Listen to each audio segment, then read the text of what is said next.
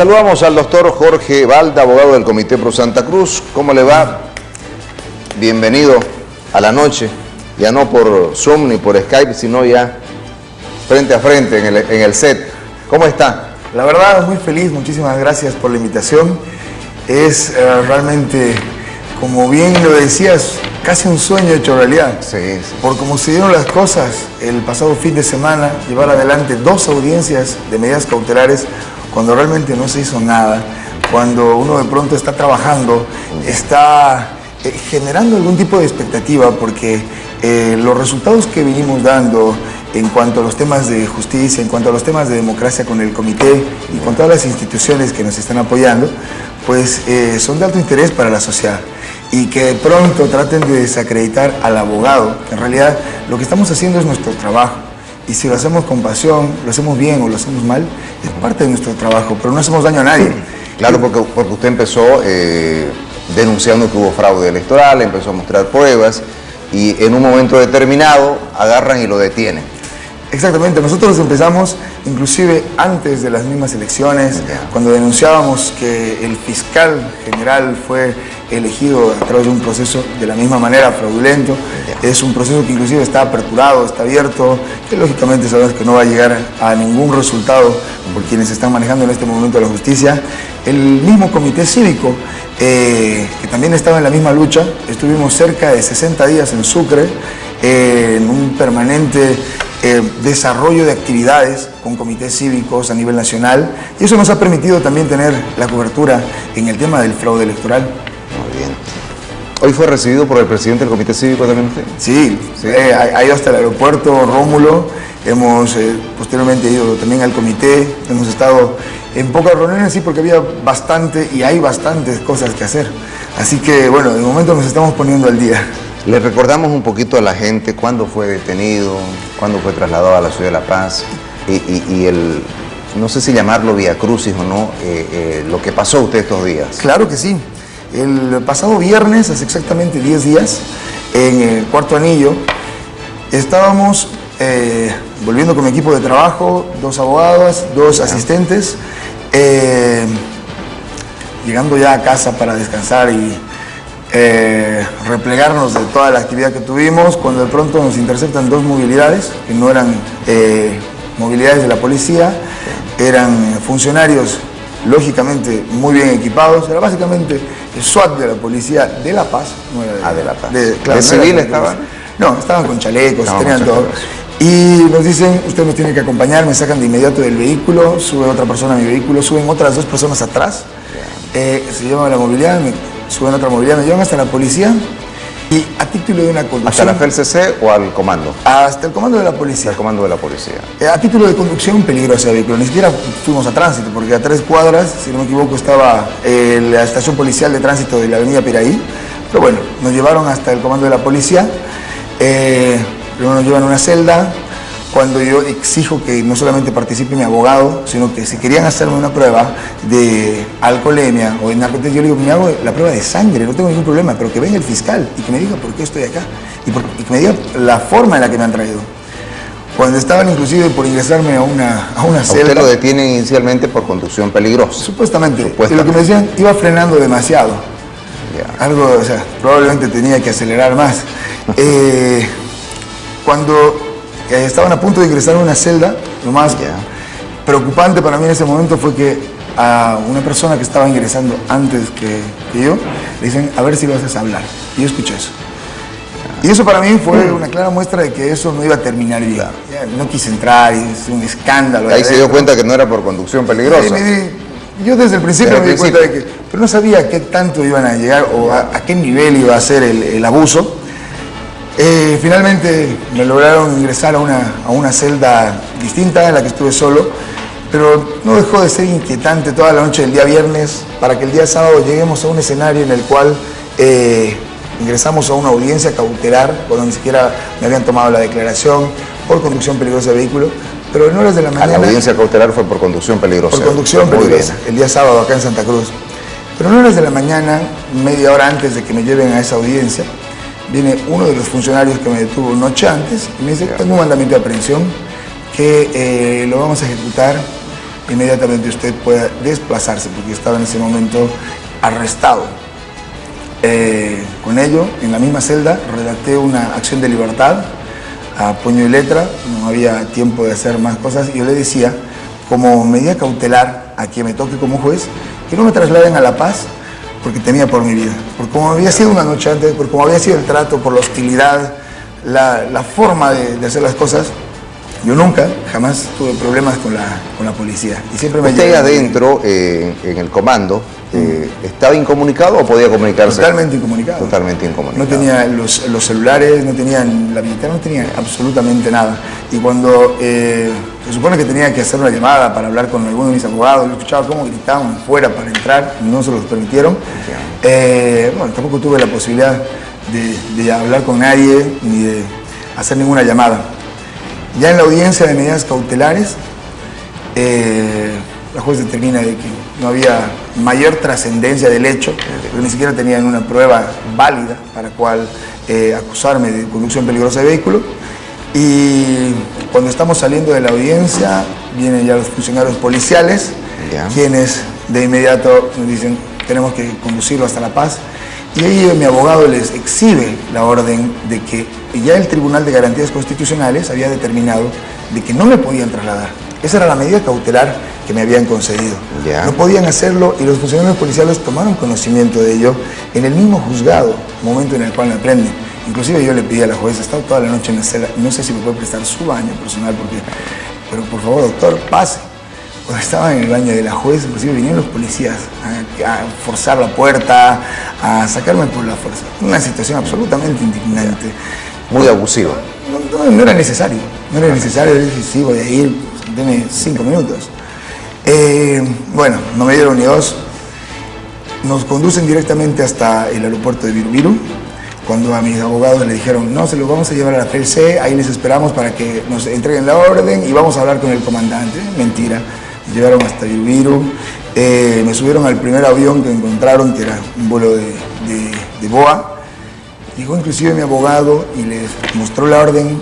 Se pusieron tan obstinados por ejecutar una ilegal orden que habló con el capitán del vuelo, y gracias al apoyo de la gente, en realidad, que le dijo que no son abusivos, que porque se hizo un escándalo en el avión, creo que eso ha salido en bastantes videos. Sí, se vio. Y el capitán, bueno, el comandante del vuelo dijo, no, ustedes no se lo llevan, y no en este vuelo, porque además aquí hay una orden. Hizo cumplir en ese momento esa determinación. Creo que no me sacaron ni del aeropuerto. Estuve 3 horas en una sala de preembarque, en la que yo en reiteradas oportunidades les decía, se me está bajando el azúcar, necesito algo de azúcar, y tan solo era agua. No me sentía bien para entonces. Después de estar 3 horas en una sala de preembarque, nos llevaron afuera a un andén. Estuvimos 2 horas, cosa de que nadie me encuentre, cosa de que nadie sepa dónde estaba, porque tampoco podía comunicarme con nadie. Y para mi familia, para la gente que estaba fuera del aeropuerto, estaba la gente del mismo comité, mis amigos, mi familia. Claro, absolutamente indignante no poder ni siquiera hablar conmigo, cual si hubiera cometido, no sé, qué tipo de hecho. La cosa es que ya en la noche finalmente logran trasladarme, me llevan hasta la FLC. De La Paz. En La Paz. El fiscal me toma una declaración absurda, yo le decía, realmente... Yo ya había visto cómo él mismo había actuado, porque el fiscal en ese caso, que es legitimación de ganancias ilícitas, el caso se apertura el 2017 por un hecho de supuesta legitimación del 2008. Él lo rechaza y él mismo lo reabre y él mismo dicta el mandamiento de aprehensión cuando él había establecido una resolución de meses antes.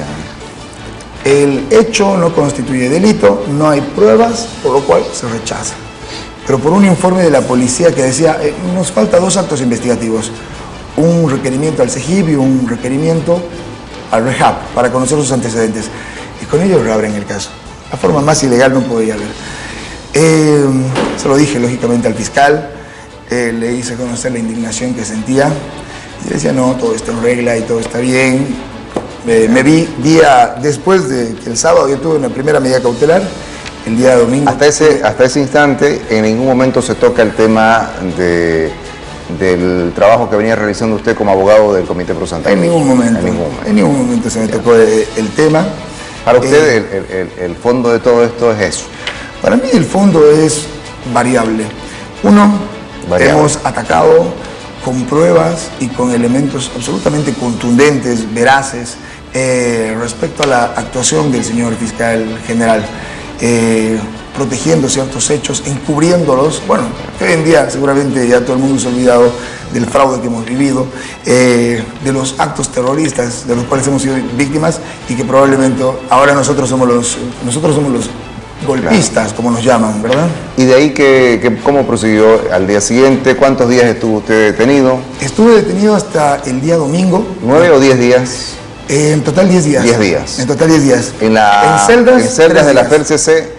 3 días, viernes, sábado y domingo. Ya. En la FELCC en La Paz. En La Paz. Ya. ¿Y de ahí? Y de ahí, después de que nos dan una detención domiciliaria, sí, nos conducen a casa. Hemos estado hasta el día de ayer con detención domiciliaria, cuando un tribunal de apelación resolvió, más que una resolución, fue una llamada de atención severa al fiscal, porque le dijo todas las ilegalidades que hizo desde el traslado, desde la reapertura, la imputación, que no tenía un elemento de prueba. Sin embargo, levantó la detención domiciliaria, la fianza de 100.000 bolivianos que se me había impuesto, ahora ha modificado a una fianza personal, con la obligación de que tengo que asistir a todos los actuados, pero bueno, ahora me puedo defender en libertad sobre hechos absurdamente, no solamente inexistentes, sino ridículos. Muy bien. Y precisamente nosotros hemos indicado en nuestro sello o en nuestro pie de pantalla que el doctor Jorge Balda, abogado del Comité Pro Santa Cruz, logró que le permitan defenderse en libertad. ¿Esa es su situación jurídica actualmente? Esa es mi situación jurídica. Si algo me pregunto, y seguramente me seguiré preguntando, es por qué se libra mandamiento de aprehensión contra Jorge Balda antes que contra otras personas que hemos visto, contra Arturo Murillo, contra el exministro López, que no digo que hayan cometido hecho alguno, pero sabemos que han salido en libertad muchísimas personas y ahora van a ser perseguidas muchísimas otras. Pero lo que creo que estamos preparados es no solamente para demostrar que con trabajo coordinado, honesto y sin ningún tipo de violencia, se puede lograr mucho más que con la forma de actuar abusiva, arbitraria o vulneratoria de derechos. Yo sí he hecho conocer tanto a la CIDH como a la Misión de Observadores de Derechos Humanos de las Naciones Unidas. Antes incluso, ¿no? Mucho antes, porque ya desde Sucre la persecución y el hostigamiento se venía dando. No creemos que esto vaya a terminar muy rápido, pero sí estamos absolutamente convencidos de que podemos seguir adelante, de que nuestro trabajo no tiene por qué ser vetado. ¿Cómo interpreta todo esto usted? Como una especie de, no sé si llamar amenaza, pero una presión hacia el Comité Pro Santa Cruz, decir, bueno, muchachos, tranquilos, porque ya saben lo que les puede pasar. ¿O no? Muchos me han dicho, esto era un mensaje. Un mensaje. Esto era un mensaje para todos quienes estarían actuando como bolivianos. Yo en realidad pienso que el mensaje debía ser interpretado de otra manera. ¿Cómo? Existió tanta presión contra la juez que llevó adelante mi medida cautelar y no se animó a disponer mi detención preventiva porque el fiscal pidió que me detengan o en San Pedro o en Palmasola, una de las dos, en cualquiera. Y la juez dispuso que yo vuelva a casa esa misma noche. Sé que existe y va a existir presión contra jueces, contra fiscales, contra vocales, pero el mensaje es que los bolivianos ya no somos el mismo pueblo que estaba en los últimos 14 años. Somos un pueblo que se ha dado cuenta que estando unidos y que estando fuertes, definitivamente no vamos a tolerar actos de vulneración, de pisoteo, de abuso. Muy bien. El mensaje va a ser de ida y vuelta, entonces. Yo creo que el mensaje lo han recibido ellos porque no tenían en realidad ningún motivo para actuar de ese modo. Inclusive la misma Iglesia Católica se ha pronunciado y entiendo que en los próximos días salen los pronunciamientos. Usted ha sentido además mucho apoyo y mucho respaldo, no solamente de la institución a la que defiende, sino también del pueblo. ¿Ha sentido apoyo del pueblo? He sentido más que apoyo, me he sentido bendecido, porque no solamente porque después cuando ya pude ver mis celulares tenían 1.500 mensajes de gente, no solamente de Bolivia, de todo el mundo, de bolivianos, que me decían, por favor sigue adelante, no renuncies, no te rindas, porque esta lucha no es de uno, no es de un comité, no es de un departamento, creo que es de todos, por recuperar no solamente la democracia, sino también la dignidad. No podemos ser tratados de forma distinta por pensar diferente o actuar de un modo distinto. Muy bien. Y pareciera, digo pareciera, no sabemos todavía, y ojalá que así sea, que así encamine el ministro Luis Arce su gestión. De lo contrario, estaríamos en lo mismo, volveríamos a lo mismo, ¿no? Ahora, ¿usted va a seguir siendo abogado del Comité Pro Santa Cruz? Por supuesto que sí. Vamos a seguir trabajando con ellos. Tenemos muchos proyectos que ejecutar, pero tampoco vamos a abandonar las luchas que hemos iniciado. Y yo creo que un anhelo que todos los bolivianos tenemos es de llegar a un escenario nuevamente electoral, pero ya con transparencia, porque el padrón electoral no puede seguir siendo el mismo. Eso es un hecho. ¿Usted va a insistir en ese trabajo que venía realizando, en el tema del fraude electoral? ¿Va a parar? ¿Cómo va a seguir el tema de la investigación? ¿Va a continuar? ¿Qué es lo que se viene aquí adelante con el abogado Jorge Balda y el Comité Pro Santa Cruz? Con el comité, todas las acciones que estamos desarrollando tienen por finalidad no solamente generar una versión mucho más sólida de quien o quienes vayan a asumir el reto de representar a los cruceños y a los bolivianos. Es por eso que el día jueves hay un congreso, una reunión en la cual se está invitando para invitar a la unidad. No solamente es de los políticos entre ellos, es de los políticos con los bolivianos. Creo que los bolivianos están altamente resentidos con la clase política por los últimos sucesos que se habrían venido dando. De todas formas, nosotros representamos a varias fundaciones y a varias agrupaciones que la labor de la auditoría ciudadana la vamos a seguir manejando, sea que el comité pueda estar en este mismo trabajo, que lógicamente es algo de lo que hemos denunciado con ellos, por lo cual entendemos que la labor del comité cívico, al igual que de todos los comités cívicos a nivel nacional, es brindar precisamente la posibilidad de que conozcamos qué es lo que sucedió en realidad el día 18 de octubre. ¿Va a seguir entonces usted con el tema de la investigación de fraude electoral? ¿Para usted hubo fraude electoral?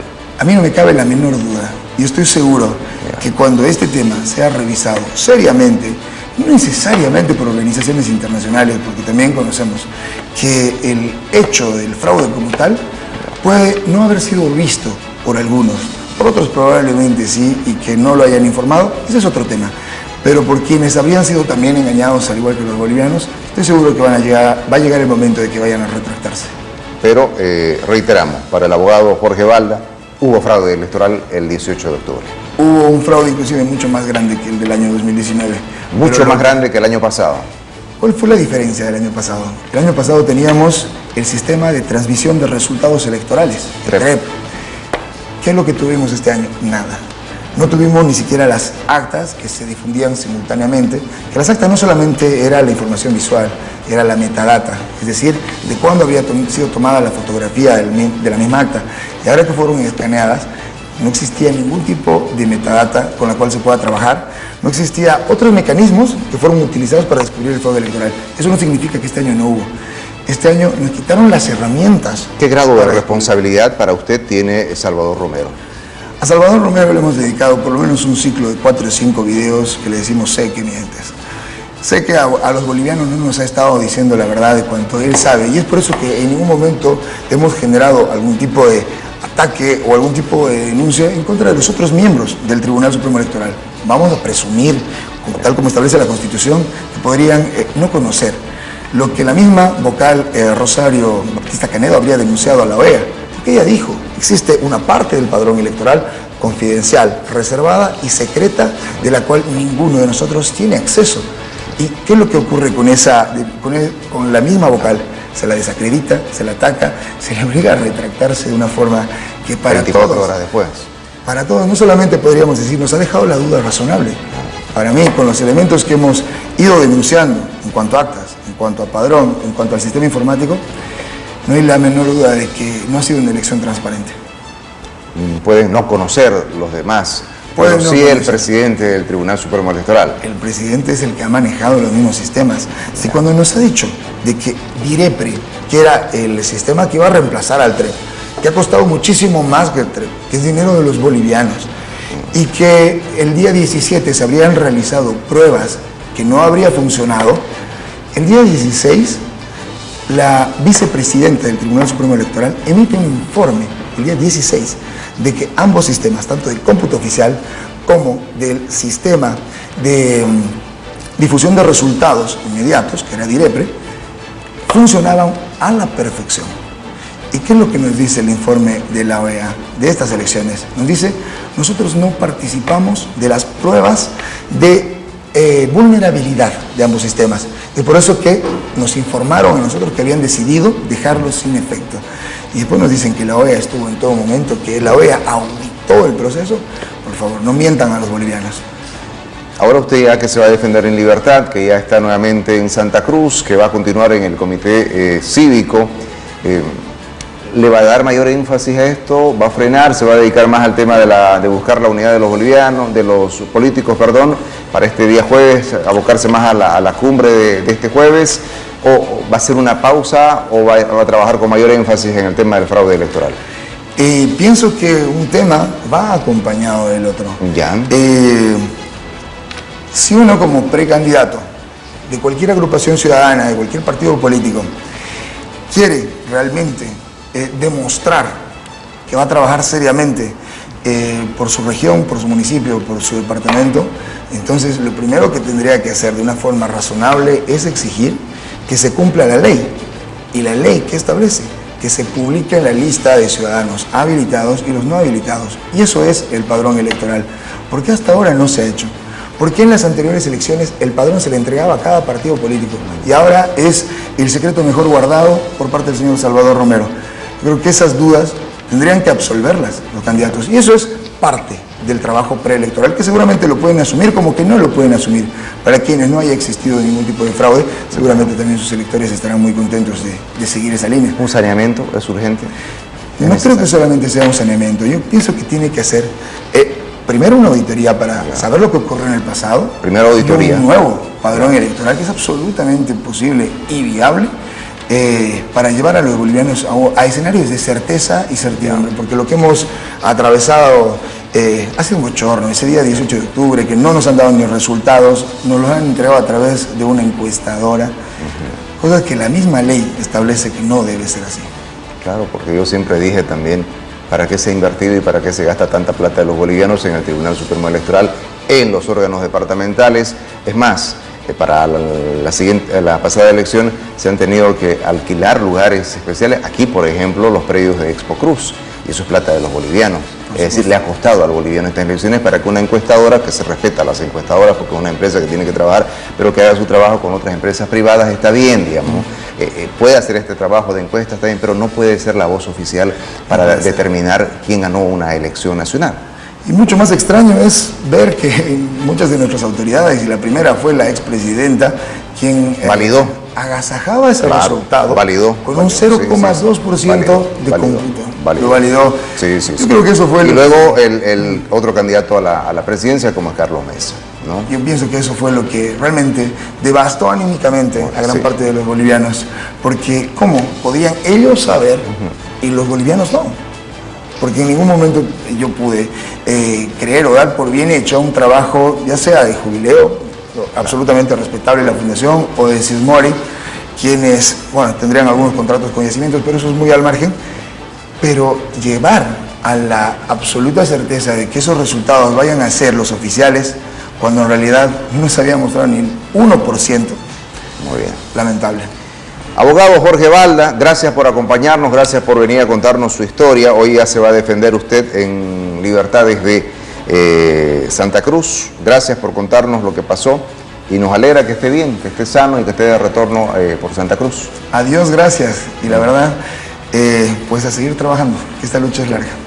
Y esto de integridad me parece muy bien, porque es un abogado que nació en Potosí, es potosino, el doctor Jorge Balda, pero es el abogado defensor del Comité Pro Santa Cruz. Eso se llama integración nacional, se llama unidad, y me parece bien.